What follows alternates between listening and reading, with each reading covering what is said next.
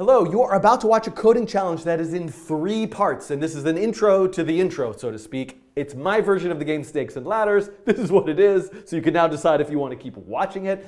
You know, there's a lot of room for improvement here, but the reason why I'm recording this extra little bit is that while I'm doing the challenge, I'm doing it on the fly, I don't realize that I'm going to end up ultimately having it be in 3 separate videos. So I just want to let you know if it ends abruptly, check the video's description, look for the link to the next part. All right, thanks, and enjoy. Hello, it is me. I'm going to do a coding challenge. I'm actually quite excited about this coding challenge. I'm going to attempt to make Snakes and Ladders, a very well-known ancient Indian video game in this country of the United States where I live. I know it as Chutes and Ladders, but I'm going to make Snakes and Ladders to stay true to the original version of the game. So I'm going to do this without a lot of like animation, design. I just want to get the mechanics of the game going, and I want to kind of think about some interesting properties of the game. I saw a presentation by Naomi Clark here at the Game Center about Snakes and Ladders, and it got me thinking just about all sorts of stuff. So maybe that stuff will come up as I try to make it. Now, I could read this Wikipedia page to understand the game, but I'm going to try to diagram it first in my own way to see if we can think about what kind of data structures, variables, classes, what kind of things we need to program it. So the game is a simple game. And let's actually start with it. I'm going to start and make a really simple version of the game. It's called And, because there are no snakes and there's no ladders, so it's just And. This is the game called And. And let's make it 4x4. Obviously, the grid size, the board, there's so many ways that you could sort of consider the board, but I'm going to consider the board of the game to be a 4x4 grid, and each spot is going to be a certain number, and the numbers are going to look like this. I am whoops. How about 4x3? So apparently, for me to start over here, lesson learned number 1, ding, is that if I'm starting over here, I want to end on this side of the board by wrapping around like this, I can't have an even number of rows. So the idea of the game is if I am a player, I roll a die, or maybe spin a wheel, maybe I can move 1, 2, or 3 steps. Maybe there's just 3 possibilities.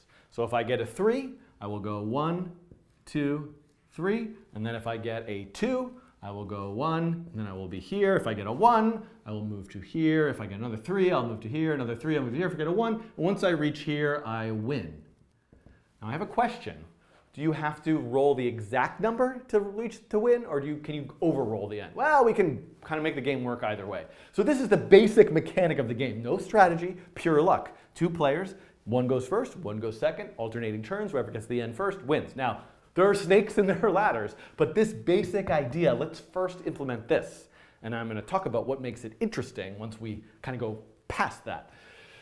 Now, there's a variety of different ways we could do this. I think what I want is a player, and a player just has a, what's the terminology for the spot that they're on? I guess I'll just say a player has a spot. That's the spot, the cell, the tile that they are currently on. And then we have this idea of a tile, which is each one of these, and the tiles maybe just have which tile they're connected to next, as well as perhaps an X and Y location and a size, like a width and a height, for rendering them on the canvas or whatever drawing graphic surface we're going to do. I think that's enough description and talking about the game. I probably lost 80% of the viewers by now. Let's go over and try to start coding some of this stuff. Okay. Oh, yep, here I am.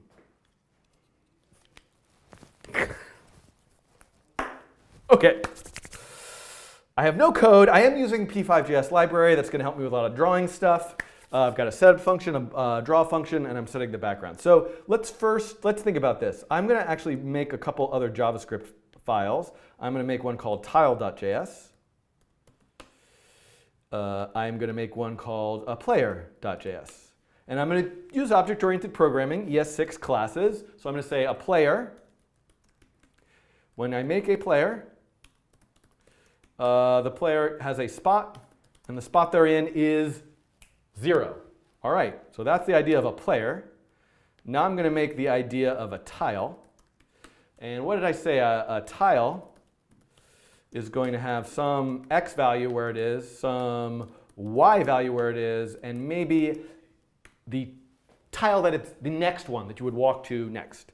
So now, and maybe it has a width and a height. Let's have everything be square. So I'll just call it WH for square. Now, what I'm going to do is here, let's make this 300 by 400. Let's have the width be 300 and the height be width be 300 and the height be 400. This will kind of, oh no, the width needs to be 400 and the height should be 300. That'll allow me to have nice 100 by 100 tiles. Eventually I'm going to program this so you can just plug in any numbers and it'll make a big complicated board. But for right now, let's start with it this way. 400 comma 300. I gotta move quicker than this. And now what I want to do is make some tiles. So I'm going to create a variable like, I know that they're all going to be 100 by 100. Let's actually just make a variable called like resolution. And I'm going to say that's 100. So we have the number of columns is the width divided by that resolution. And the number of rows is the height divided by that resolution. And I need an array of tiles. And eventually I'm going to need a player. So I got an array of tiles and I've got a player. I have a grid that I'm thinking of columns and rows, but my tiles are just going to be an array. So what I'm going to do is I'm going to say for let I equal 0, I is less than columns times rows. That's how many tiles, columns times rows, I plus plus. And I'm going to try to give myself some more room to see the code. And then what I'm going to do, I'm going to make a new tile. Let tile be a new tile. And I'm going to give that tile, I don't actually care right now, I'm going to just give it like an arbitrary location, like 100. I have to think about the location in a second. And then I'm going to say the next tile is I plus 1. So it gets a location, and the next tile is the next one, I plus 1. So I make this tile, and maybe I give it, its size is also that resolution variable. Let's make that resolution. So the idea here is now I go into my tile constructor, I need an x, a y, a size, and the next tile. So those are the arguments to the constructor. Every time I make a tile, x, y, size, and the next tile. Okay. How am I doing? Is this going to work? I think it's going to work. Now I've really got to think though. How do I have an idea. Why don't what would actually be a little bit better here is for me to think about how do I get that x, y, location. So I know the first tile is down here, right? So how does that work? The first tile, the x is 0, and the y is the number of rows minus 1 times that resolution, right? So that's where that starts. And then each x just goes over 100 more. So let's try that. So let's say the first tile's x is 0, and the first tile's y is the number of rows minus 1 times resolution. And I'm going to then make the tile at that x and y. And by the way, I make this tile object, I better do something with it. So I'm going to, once I make it, put it in my array so I can access it later. Now, once I make that first tile, all I need to do is say, hey, x equals x plus resolution. So the next tile is in the next spot, right here. Boom, boom, boom, boom. Now, what happens when I get to here? Once I get past the width, I need to move up and then start going that way. So I'm going to need a direction that's keeping track of which way I'm going. I'm going to say let dir equal 1. So it's plus resolution times the direction. And then, and by the way, I'm sure there are lots of much more efficient ways of doing this. That's like my caveat that I have to give constantly while I program terribly. If x is greater than width, or equal to, if it gets to the end, I don't want, then what I need to do is say x minus equals resolution, go back, and say y minus equals resolution. So I want to move up and I want to move back, and direction times equals -1. So now what that's going to do is I'm going to get to the end. So I move back, move up. That's my next tile. And then the next time I'm going to start moving x this way, so that if x is less than or equal to 0, same thing. I'm going to go plus no, I'm going to stay. I need to stay there because I'm doing this thing where I'm going to be drawing the tiles from their left side. That's why when I got to the end, I just kind of slide back. When I get to here, though, I'm fine right there. X equals resolution, y goes up, and direction switches. So, you know, there's a nice way I could probably combine these if statements into one. Let's leave it like that for now. I have no idea if this algorithm is right. And what I'm going to do, though, to find out is just go and look at all the tiles and draw them. So I'm going to say tiles index I. Oh, and I've been using my of loop. Let's use the of loop. Why not, right? So I'm going to say for let tile of tiles and then tile dot render display. I don't know. Let's call it render. Show. I like to say show. Like show. We're putting on a show. It's tiles. It's tiles. It's tiles. You know, anything I can do to somewhat tie myself to musical theater, I attempt to. Very poorly. Okay.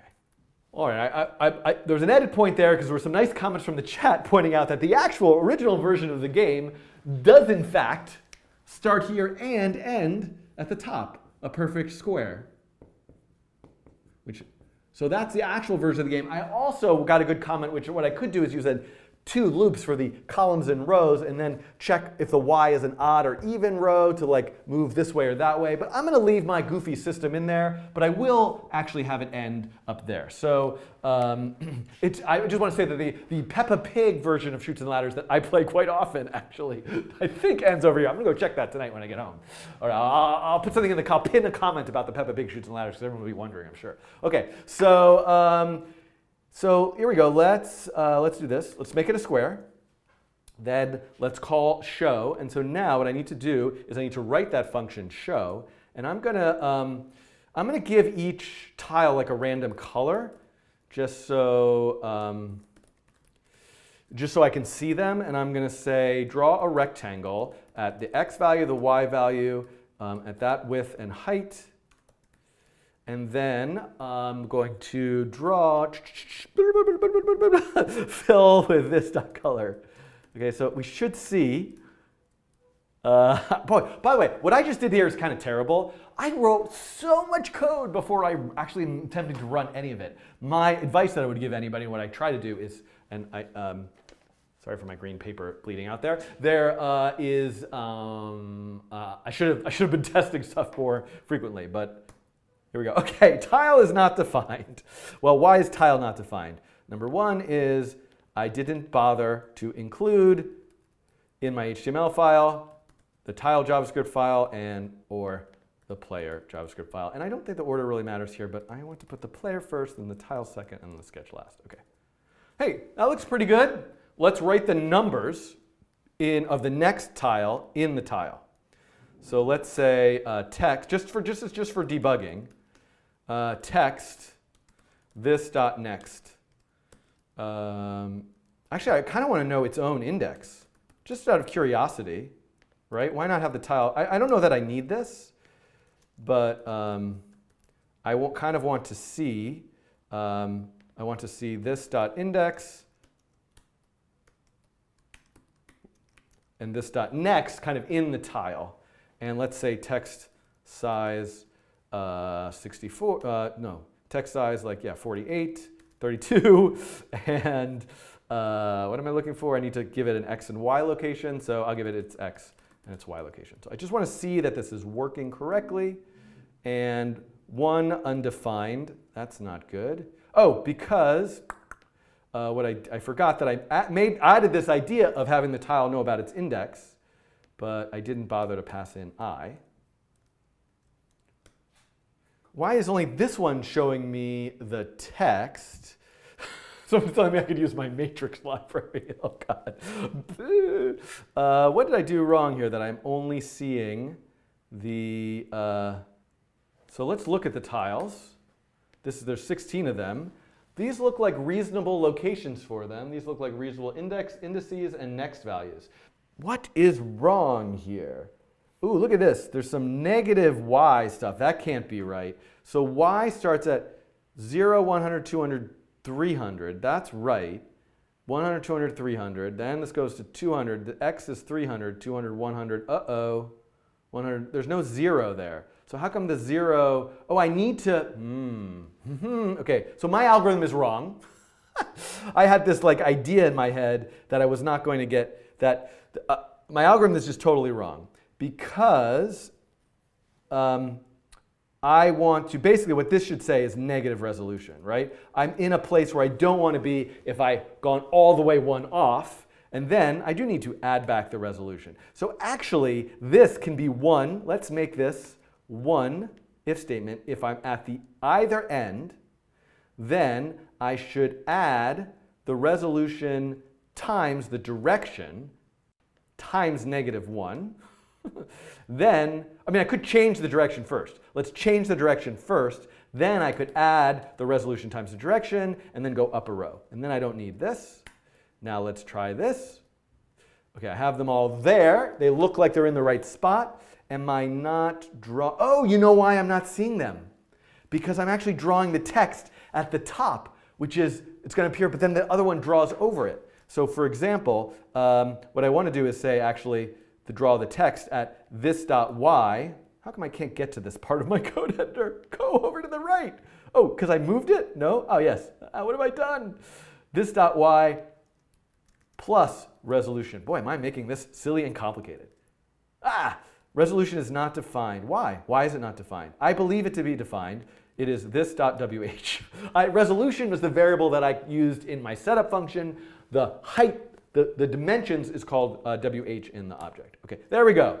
0 goes to 1, 1 goes to 2, 2 goes to 3, 3 goes to 4, 4 goes to 5. By the way, the reason why I'm doing this is because if it's a snake, 4 is not going to go to 5. 4 would go down to 2. So that's why I've set up this structure. But at least I have all of them there, and I have now the next things. All right. All right. So we don't need this debugging stuff anymore. And in fact, what might be useful is actually to make it, maybe I should just make it just so we can view it like a checkerboard pattern. That might make it easy to see. So what I could do is say here in the constructor, if if the index, if it's an even one, then make the color white. Otherwise, this dot color equals black. So now if I do that, we see the nice little checkerboard pattern. I'm not drawing the text anymore, and there we go. Let's be a little less extreme about it and say 200 and 100. There we go. So this is now the board. Now I need a player. I need a player. I have a player object, so I'm going to go to the sketch, and I'm going to say, after I've set up the board, player equals a new player. Then what can the player do? The player can be seen. The player can roll. So the player can roll. So what does the roll mean? By roll, I mean like roll a die or spin a wheel. Roll. So I want to pick a random number, and I'm going to use the p5 random function to give me a random number between 1 and is 0 an option in snakes and ladders? What are the actual roll possibilities? 1. I'm just going to say for right now between 1 and 4, and I'm going to make that floor, and I'm going to say this dot spot plus equals r. Then show is, and I guess what I want to do is I need to, maybe if I give it the show function the array of tiles, what I need to do is say current equals tile index this dot spot. So I can look up where it is, which tile, and then maybe in that tile I can say draw an ellipse. Let's make an ellipse. The player could have a color. I'll just say white for right now. Let's draw an ellipse at, maybe what I'll do is I'll write a little function that like equal tile.getCenter. and it can give me like a little, it can just give me a little array with the x and the y back of the center of the tile, just so I can, and so, why not? Let's write center here, and I can say the center x equals this dot x plus this dot wh divided by 2, and the center y is this dot y, and then return a little array with both those values in it. Could make a vector object or something. I'm going to call this get center, and then this might be a good opportunity for me to use like the ES6 getters and setters. Ooh, I'm not going to bother. I'll come back to that sometime. So then in the player, I get the center, and then I can say center 0 for x and center 1 for y, and I'm going to make a little nice little 32 by 32 diameter little circle. Okay. So tile is not defined in player.js line 12. Why is it not defined in player.js line 12? Well, because when, in the sketch, I call show, I didn't pass it in the tiles. And let's do this. Tile is not defined still in player.js. Oh, this is tiles. Thank you very much. Wow, how many times can I have tile not defined? Oh, current. This is current.getCenter. And now, there we go. Oh, look. Did you see the little game get played? Boom, boom. So now I need an end condition. Let's just say roll is rolling and moving. So I should have a roll. Yeah, I should probably have a roll and then a move. But maybe I'll separate those out later. I need a condition for ending the game. So maybe what I'll do is I will do that just out in the main program, and I will say if player.spot is greater than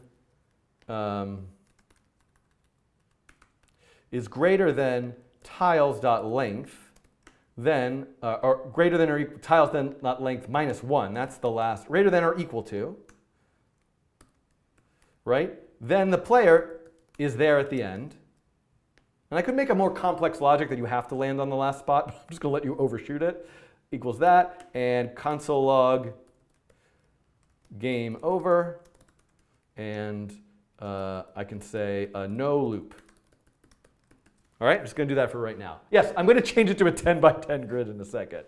All right, so this is great. So now the game is playing. I could slow down the frame rate. I could show what the roll is. So many things I could do to make this nicer. Let's at least make this 10 by 10. There we go. So now we're watching the game being played, a simulation of the game being played. Now here's the interesting thing. What's interesting about snakes and ladders, and the reason why it's kind of like relevant to a discussion of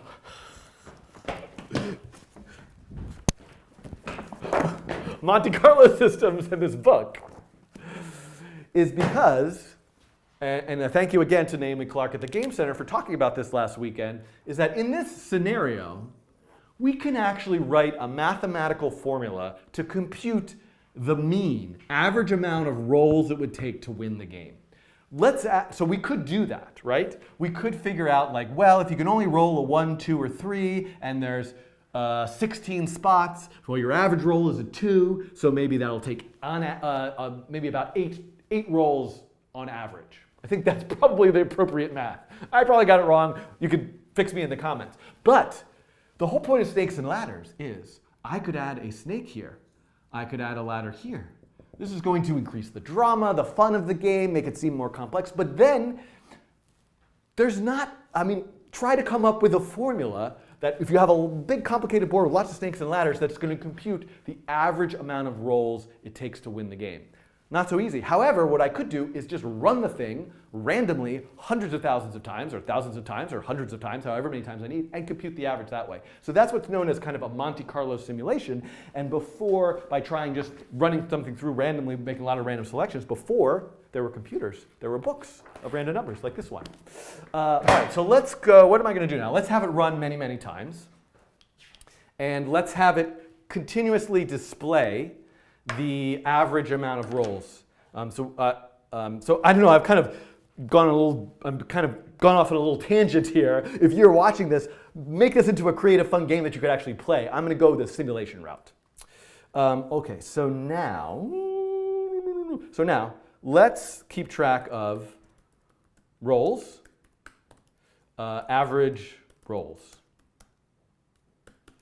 All right, and games played. So the rolls are the number of rolls during one version of the game. Game played increases, and average rolls is the number of rolls. I'm gonna. I could keep a running average. I could keep track of a history. Let's say rolls is an array. We'll make an array, and then I don't need games played. It's just the length. All right. So but I do need the current rolls. Or I could just have the current. Yeah, current. I'll just have a variable called index into that. So every frame is, every time I roll, then rolls index plus plus. All right? Then, so I'm increasing the number of rolls. Then when the game's over, the index goes to the next spot in the array. I don't say no loop. Rather, what I do is I start the game over. So what do I do to start the game over? All right, so here's the thing. All right, what's happening here? I'm done. Stick at the end. The game is over. Go to the next one. Well, do I want to see that I finished? It would be nice to see. So what I probably should do is what I'm going to do is actually just say game over equal. This is terrible. I'm going to say game over equals false. Game over equals true. And then I'm going to deal with the game over logic separately down here. If game over, I think all I need to do is reset the player, right? Reset the player and have the index go up.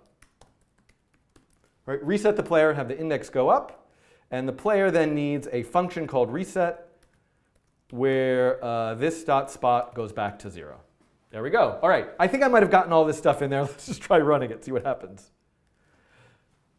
Yeah, the game's playing over and over again. Let's see. Rolls. Not a number, not a number, not a number. That's not a good sign. Did I forget to initialize the rolls at 0? So what I need to do is when the game starts, I need to say rolls at index, and I want to put the game, by the way, back to a 4x4, just so it'll play faster. Rolls index equals 0. And then when I increase the index, I should say rolls index, and there's probably a more elegant way I could handle this array, but the next roll starts at 0. Okay. So now let's look at the rolls. There we go. 9, 9, 8, 9, 8, 8, 8, 3. Does that make sense? That's taking about that many rolls? That's kind of like, wow, it did it in 3 rolls? Whoops. How could it do it in 0? Something's wrong with the last. Oh, because the last one is the current one. I'm actually looking at it before it's finished. So now when I do the average, that makes sense. So now what I want to do is calculate the average. I need to do that in Sketch. So sum equals 0. I should use one of those nice array. I could use the reduce array function.